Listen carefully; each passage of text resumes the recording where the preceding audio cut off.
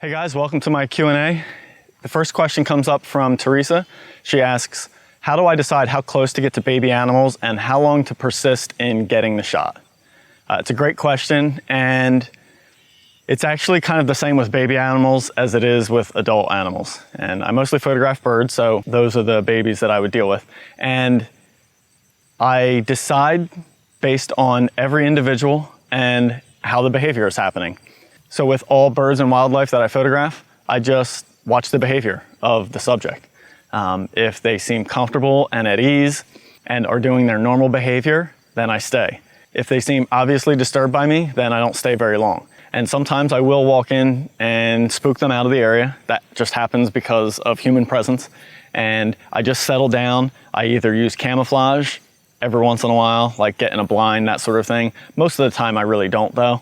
I just kind of sit down, lay down, and then I photograph them. So this morning I was out here photographing seaside sparrows, and I was doing it along an open road actually, and I just laid down on it. They were coming up right next to me. I mean, there was some seaside sparrows kind of like right there, that close. If I was photographing them out here in these marsh grasses, I would just be sitting down in the ground like this, sitting here with my monopod, and just trying to get them on the tops of these grasses.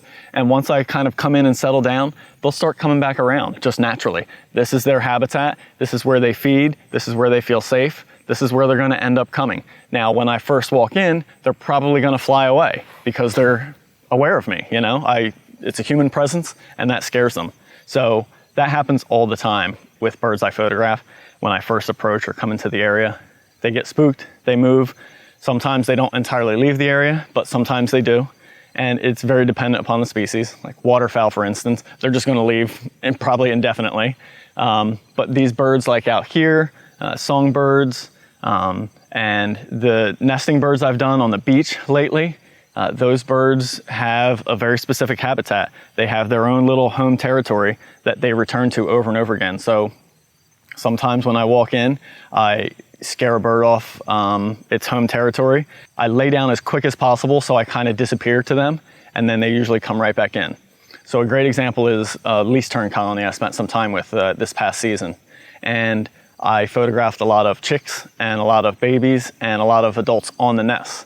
And there was a walkway access that went into the beach. The rest of the area was roped off, and countless people were walking in and out of this because it was just a public beach. So the birds, unfortunately, were constantly getting scared off. So I just kind of took the same approach. I walked in on this access path, got to where I wanted, where I knew was going to be good light, good background, and then I just stayed there. I laid down, and no joke, within a minute or two sometimes, the adult would come right back and be sitting on the nest there. If the chicks were there, the adult would come right back to them. The chicks would be right there. They'd come walking right back. Basically, I would just disappear when I laid down. So to answer your question, Teresa, with baby animals, I don't approach them any differently than I would adult animals. It's really all about watching their behavior, making sure your subject is comfortable, and handling your presence without too much disturbance. If there's a lot of disturbance going on there, the photos aren't going to look great. The subject is going to look bothered, and that's not what I'm looking for in the final result. Plus, it's just kind of messed up to keep doing that.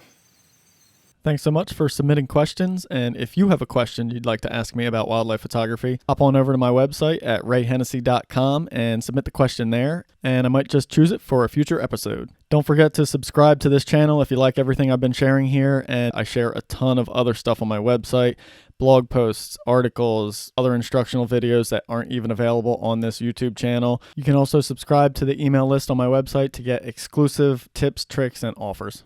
Thanks so much for watching, and I'll have more to share again soon.